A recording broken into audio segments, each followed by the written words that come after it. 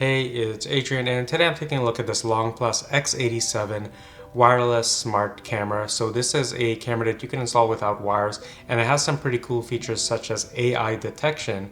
And another thing that I haven't seen with any other company yet is that they offer a 7-day cloud plan without payment. So you get that for free. Now, before I get into the rest of the review, LongPlus did send this to me for review, but I'm going to be sharing my uninfluenced thoughts in this review.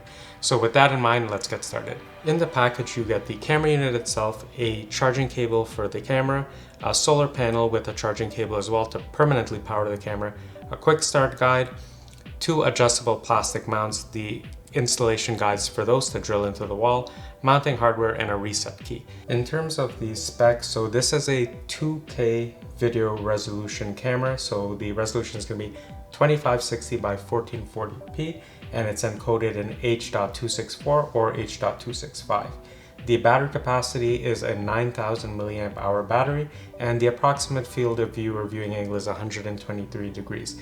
It does support two-way audio, and it has to be connected to a 2.4 gigahertz Wi-Fi network. It is IP65 weather resistant against dust and water. In terms of the dimensions, so it's about 4 inches long, 2 inches high, and about 0.8 inches wide. Now in terms of the weight, the camera unit by itself comes in around 0.84 pounds, and the solar panel is about 0.5 pounds, so altogether it would be around 1.4 pounds. Taking a look at the design of the camera, so I think it's a really nice looking camera. It looks pretty sleek, and I actually do prefer white cameras because I want it to stand out so that people know there's a camera recording them.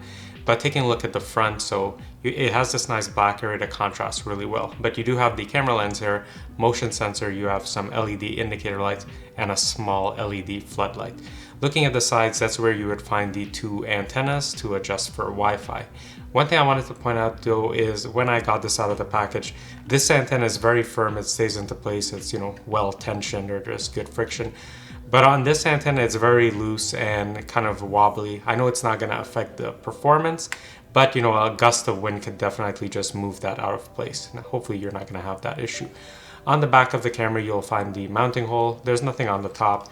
And then at the bottom, you have another mounting hole there. Now, this type of rubber here is meant to seal it, to protect it from the elements. So I've kind of pre-loosened it here, you can see, because it's a bit of a pain when you don't have long fingernails. But if you just remove this first layer, you have the micro USB charging port, and then if you just yank that up, you have full access to the controls. So on the left side there is the power button. You have a reset hole, and there's a special tool for that. And I've already gone ahead and inserted a micro SD card. And according to the specs, this supports a micro SD card up to 128 gigabytes, which is what I have in there. The design of the solar panel looks really nice too. So it isn't a perfect square. It's about 6.5 inches by 7 inches, but you can see it's quite thin and it doesn't weigh too much, coming in at around half of a pound. Now at the back you have a mounting hole, and then that's connected to this micro USB cable. One thing I would have liked is if this was removable, that way if this gets cut or damaged, it wouldn't render the entire solar panel obsolete. But I guess this is due to weather sealing purposes. In terms of the setup process, it's pretty straightforward if you've ever set up one of these wireless cameras. But just to recap really quickly, once you open up the bottom there and you have access to the power button, you just turn the camera on. Then you would download the app either from the Play Store or iTunes Store, depending on the phone you have, sign up for the app, and then you would just click that you want to add the camera. Then it'll prompt you to enter in your Wi-Fi credentials, and remember, you have to connect to your 2.4 gigahertz band, not a 5 gigahertz band. These only work on a 2.4. Once you do that, you'll just scan the QR code with the camera's lens, and then you'll be in the app and you can set things up how you like. So in terms of the app settings, so once you have the app on your phone, go ahead and launch into it.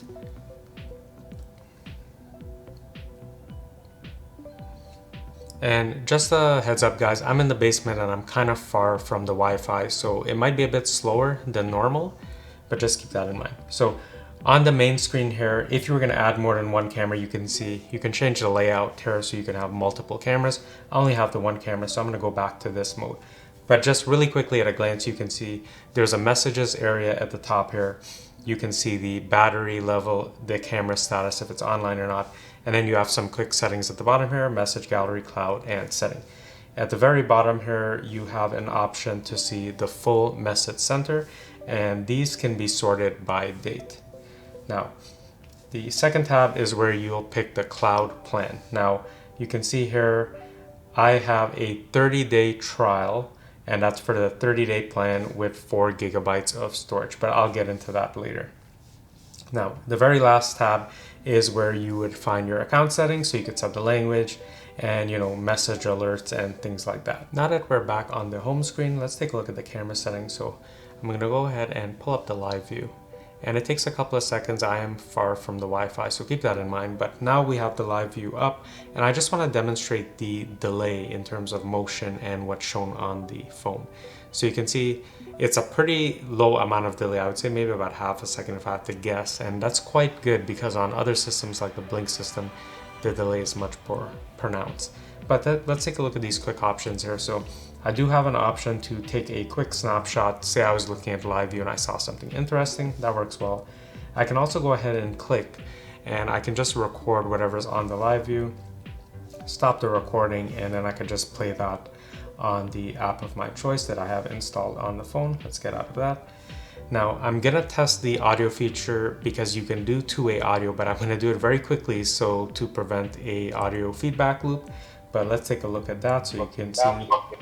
So you can hear it was picking up my audio on the camera, playing it back through the phone, and then it would just keep looping if I didn't stop that. Now you do have an option here to change the resolution, and both resolutions are really sharp and work well. So taking a look at these bottom options here, so there's an option here called white light, and you can see if I turn that on, a little light comes on right there, and I'm just gonna turn that off. And what this is supposed to do is anytime you record night vision on these cameras, it's gonna record in black and white. And the white light is supposed to illuminate the surroundings enough so that you can actually see in color and not black and white. I highly doubt that because it is such a weak light, but we're gonna test that and I'll let you know how it goes. Now at the bottom, there's also a screen flip. So you can go ahead and flip the screen depending on how you mounted it, but it's only a horizontal flip. Sorry, a vertical flip, not a horizontal flip. Now there is an alarm feature here. It's quite loud. I'm gonna do it very quickly and I'll probably have to cut the video because there's a bit of a delay arming it and disarming it, but here it goes. So you heard the alarm is quite loud. Now what I'm gonna do is I'm gonna test this call feature. This is for the two-way audio. Again, I'm gonna have to cut the recording short because it's just gonna be crazy audio feedback loops, but here it goes. Hello? So you can hear the sound was playing through the camera and then also through the phone. So that's how you'd have the two-way audio. Now I'll just show you, you can go ahead and click that full screen and you can see the quality is, really good on there. And if I just put my hand there, I have a remote here. I'll just put that in front of the camera and you can see that's pretty detailed. You can probably make out the text. I'm not sure how clear. It isn't, a close-up camera. It's more for a wide angle, but that's what that would look like. Okay, so let's take a look at the other option. So you can also share the camera. So if you go into camera sharing, it's gonna generate a QR code with a set expiry time, and the person you're sharing with, they'll have to download the app, of course, to do that. But let's go into the full settings now. So if I go into here, you can see it shows the remaining battery life. So it's 99%, Wi-Fi strength medium, and the camera is online. Let's go into motion detection. So in motion detection, you can see I have it turned on and the sensitivity is normal, high, or weak. You also have a cooldown time, which would be kind of like a re-trigger time. And then you can also set the duration. So 10 seconds, 15 seconds, 20 seconds, or you could leave it on auto and it's gonna do a maximum recording time of 3 minutes, depending on, what it sees. And you can also set the resolution here. So I have everything set to kind of the maximum. Now, going into AI analysis, this is a really cool feature because the camera will actually look at the scene and determine if there's a person, a pet, a vehicle, or a package.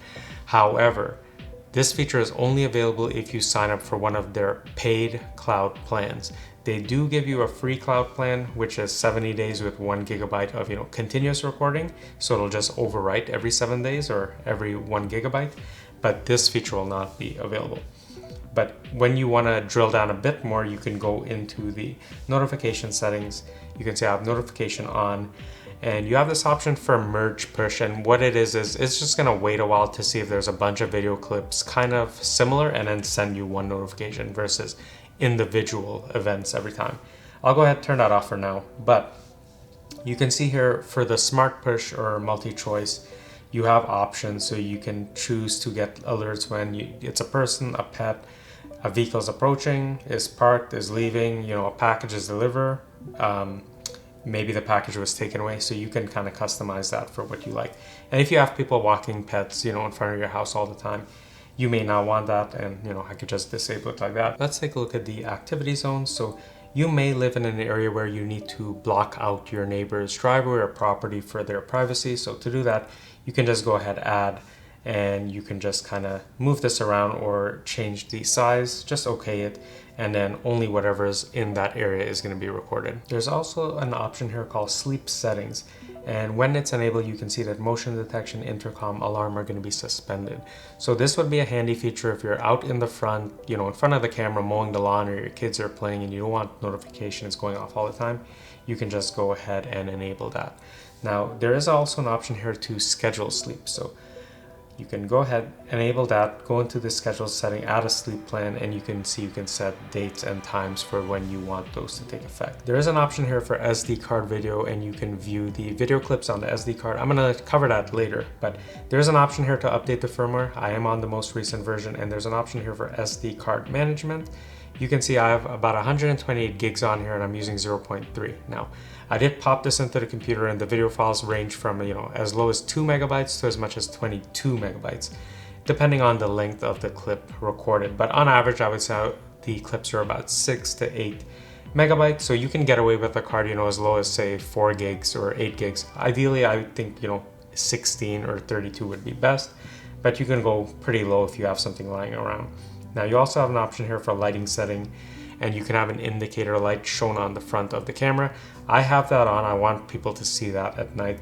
You also have a flashlight alarm, so it's just gonna flash when motion is detected. I have that off for now because I think I'd get complaints if I had that on. You also have the option for night vision. You can pick infrared mode or white light mode, and I did go through that before. I have it on infrared because I don't have a lot of faith in this white light mode. And then obviously you can set the light sensitivity. In the advanced settings, you can set some anti-flicker settings here. I just have it on and set to 60, and then there's also an installation area here to show you how to install it. Taking a look at the video files, so right now we're on the Operate tab. Let's go over to Cloud, and you can see I have an option to scroll through these clips here, and I can change the date that I want to take a look at.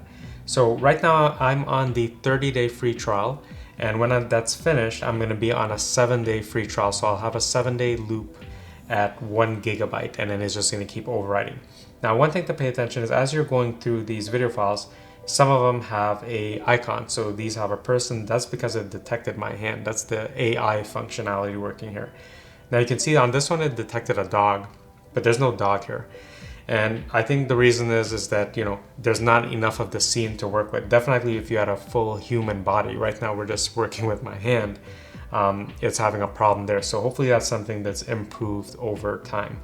Now you can also change the playback speed, but it's only 1x or 2x. I would have liked to see, you know, more options like a 4x, 8x, for example. And then of course you can just view these files in a full screen format. The next tab we can look at is card video, and these are going to be the files that are on the SD card that is stored in the camera. So I'm going to give it a while to pull that up, and this is a bit more finicky to use, I would say, but you know, similar to the other one, you can just go ahead, pick the date you're looking for, and then you can also expand the timeline or, you know, shrink it down. But you know, you can go ahead and scroll to a video clip. So let me go there. And like I said, it's a bit finicky. It's not exactly accurate. It doesn't snap to, and I wish it did snap to a bit better than it does, but you can expand the timeline, and I'll go to this video clip here, and it starts playing. Works okay enough. And you have the other options like taking a snapshot, saving video, or viewing it full screen. So let's take a look at the cloud storage plans and what you get. So in the cloud tab, I'll go ahead in here, and you can see there's 3 different versions here. So there's a basic version, which is 15 days of loop storage and 2 gigabytes of cloud storage. And that starts at $3 US a month, and then you have plans for each season or quarter, and then annually. The premium version, it starts with 30 days of loop storage, 4 gigabytes of cloud storage, and then you have pricing plans for monthly, seasonally or quarterly, and then annually. And then there's a professional version, which is 60 days of loop storage and 8 gigabytes of storage. And again, same type of pricing, and it's always in US. So you can see right here, I have the trial plan, and that gives me 30 days of loop storage and 4 gigabytes of cloud storage. And when this plan is up, I'm not gonna renew it, but by default, when you make an account with LongPlus, they're gonna give you 7 days of loop storage and 1 gigabyte of cloud storage. And I think that's really great because most of these wireless camera companies, they don't offer you anything for free in terms of cloud storage. And that's a pretty big selling point for me, and the reason why I would recommend the system, even though the app is so finicky to use and I experience frequent disconnects. But one thing I do need to point out is that with any of these paid plans, you have that AI detection feature where, the AI is gonna analyze the scene and determine if, a package was stolen, a car is coming, it's a pet, it's a human. With the 7-day plan, that you don't get any of that. So you're only gonna get the 7 days of loop storage and the 1 gigabyte of cloud storage, no AI analysis. So I have the camera installed. I have it upside down, but it's flipped in the app, and the wires running to the solar panel just up there. Not the cleanest install. I may change it again later, but I'm just gonna test it and see how well it works. In terms of the AI performance, so I tried to simulate getting a package delivered by pulling up in my car, throwing out the package, and then coming back and picking up the package later. And I was trying to see if I could trigger it to show that the package was delivered or taken. And it didn't do that. It did show me motion alerts that, a vehicle came, was parked, left, and general motion alerts, but it didn't show me that the package was delivered or taken, and in fact it incorrectly flagged the package as a pet. So in terms of AI performance, it works well for cars and general motion detection, but it has a hard time analyzing pets or packages. At least it was in my case. So now that I've installed the camera outside, I'm going to go back into the app just to show you just a real world example of what you can expect when you pull up live view. Before I just had it in the basement. So let me just pop that up. I'll put it widescreen, and you can see it's a pretty wide field of view, at around 124 degrees. So I can see the beginning of my sidewalk here. I'm on a corner lot and almost to the end where my fence is. It's pretty decent view. Now where I have it mounted, this tree is in the front. If I was able to mount it further back on my brick wall, I would have an even wider field of view, but since it is brick, I didn't want to install it. It would be a pretty time-consuming process. And then once you're here, you could zoom in or zoom out as you like. Taking a look at the messages that I'm getting. So if I go into more, you can see that all of these messages, they're kind of tagged with a description. So vehicle description, motion detection. And if you scroll down more, I'm sure I'll receive other ones. So there we go, humanoid detection. And there's some with pets and things like that. And that's the AI analyzing the scene and letting you know just, really quickly at a glance what you can expect to see when you pull up that video clip. Now, I did test it by parking my car in front of the house, dropping off a package, leaving, and then coming back and picking up the package, because the AI, according to the system, let me go into the settings here. The AI is supposed to be able to detect. So you can see here, pets, packages, vehicles, persons. And not only that, I do have the option here to alert me when a vehicle is approaching, parked, leaving, or when a package seems to be delivered, is delivered, or taken away. And I'm gonna play that test for you right now so you can see I did try this 2 times, and the first time it did detect that it was a pet, even though it was a box. The second time it didn't even tag that the package was delivered or removed, and it could be due to the length of time. I had set it to only a 10-second clip. Maybe if it was recording for longer, it would have realized that, or maybe it needs a certain amount of time to determine, okay, a package is there and then it's gone. But I'm still gonna fault it because if you decide to keep it at 10 seconds at preserved battery life, it should still work, properly at 10 seconds. So what I would say is, for persons and vehicles, it seems quite accurate. However, for pets and packages, not really. And you can see while I'm talking, there's notifications popping up here. And if I pull those down, you can see motion was detected, a vehicle leaving. So I've set it up to just, send me a notification every time it gets an alert. There's this option here called merge push. And if you enable that, instead of it sending you, alerts every time something happens, it's going to try to group successive videos and just send you one alert if it's kind of like in a group or related. But for testing purposes, I've taken that option off. Now, one thing that I was really impressed with that I didn't expect to be impressed with was the night vision quality. So you can see right now, this is the default, the infrared. And if I just do that widescreen, you can see it's pretty good quality. I can see there's a car parked there. Can't really make out the license plate, but I can see there's a car parked there easily. Now, one thing that I was a bit worried about, I would say, or just not sure how it would work, is the option in the night vision to turn on white light mode, and that's supposed to try to preserve the original colors of the scene. And I'm just going to show you what that looks like. So if I enable that, actually let me go to this one here. So let me make that widescreen. And you can see that does an actually pretty good job. I could see the green on the grass. This is a silver colored Honda. So it actually works pretty well. And what I thought was that the LED light on the camera was hoping to illuminate the scene enough to give that true color. That is not the case because the light is quite weak. However, I'm still seeing, the real colors are pretty close to that. Now that white light, it does help. It could stay on during the night, just so that, if it was in a closer area, it would illuminate something, or say you had it in a room, it would illuminate that room, because you can use this indoor and outdoor. But for night vision purposes, this works really great, either black and white or the infrared or this white light mode. In terms of battery life, it's gonna take me a bit more time to really figure out what the battery life is on this. Right now, for the past 2 to 3 weeks, I've been heavily testing it, playing with a ton of features, lighting, alarms. So I've just been draining the battery, testing it. Now, one thing that I know is accelerating the battery life on this phone, on the camera, is that in front of where I have the camera placed, there's a tree, and the branches are always coming into camera view, and it's triggering motion detections. And I don't have a cooldown time or re-trigger time, so it's constantly recording those motion detections. As well, I've set the duration to auto, which is a 3-minute long clip, and that's not necessary because every time it detects motion, it's gonna record 3 minutes. Instead, I can have it 10, 15, or 20 seconds. So I'm sure with a bunch of these optimizations, my battery life is gonna improve.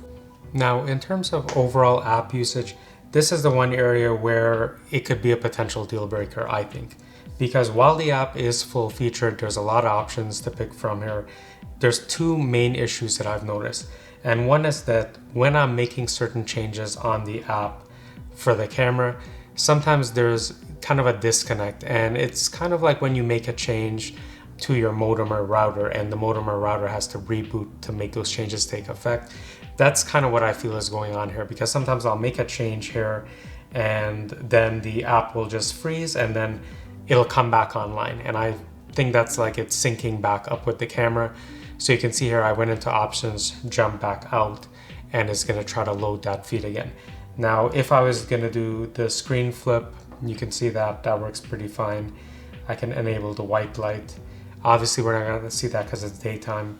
And I can turn that back off, and you see everything's quite responsive. But there are those odd times where when I'm playing around with these features, the app will kind of freeze, and then I have to go back.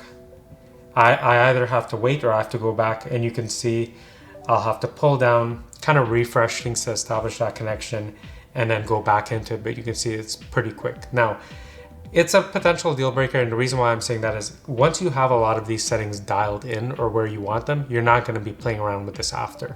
Obviously, I'm playing around with them a lot because I'm reviewing this unit, but once I have them kind of where I want them, I'm not going to be in here much.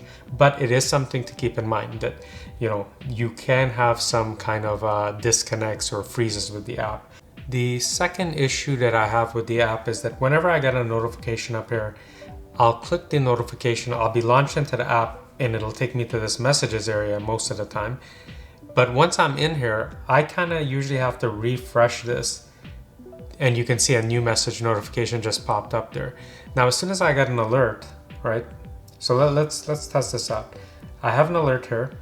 I'm gonna click that alert and see what happens. So it's gonna load up the app, and ideally it should take me directly to that video clip that's associated with the alert, but it doesn't. It takes me to the screen. I have to go into more, and I have to click on the video. Now, sometimes I have to actually pull down to refresh it because there may be a newer video than this. It doesn't always show me the most recent. But if I click into here, here's the second issue. This is as big as I can view this video file. There's no option here to make it widescreen, and I can't force it. The only thing I can do is kind of double click to zoom in. Otherwise, this is what I'm stuck with. So to actually view this clip, in full screen, I now have to go into the camera. Sorry, that's not the area. I have to go into the camera, and I either have to go into cloud or card video to view that video file. So this would be the video file in question. And from here, I can go ahead and make it widescreen as I like. However, I think that type of functionality should already be in the messages area. So can I recommend the LongPlus X87 camera system? And that answer is going to be kind of yes and no. Yes to the fact that the hardware is great, it's powerful, the image quality is good during the day, image quality is great at night, and then you have the option of infrared or white light mode. And I really have no problems there. It's a decent field of view. All of that stuff is great. However, it's just the software, the app that, kind of prevents me from giving it, a green light, because while it works for, most of the time, every once in a while you'll have a hiccup. And I have experienced hiccups with other systems, but it just seems a bit more frequent on this system.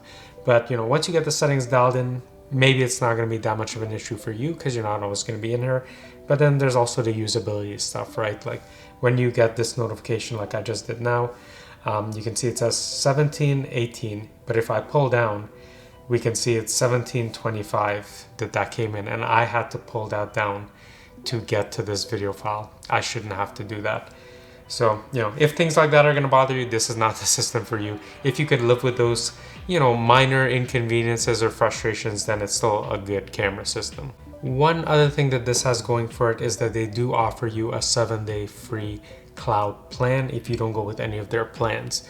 So the 7-day free cloud plan will overwrite the video every 7 days or every 1 GB of storage, whichever comes first. So the only thing you're not getting with that is you're not going to get the AI feature. So no pet detection, car humanoid detection, but maybe that's not a big issue for you anyway. And I still recommend always putting in an SD card in these type of systems. Even though you'll have that cloud, it's probably a good idea to have the SD card as a backup. All right, guys, so I hope you found this video helpful. As always, if you have any questions, leave them down in the comments down below. I really do my best to reply to everyone who leaves a question or a comment.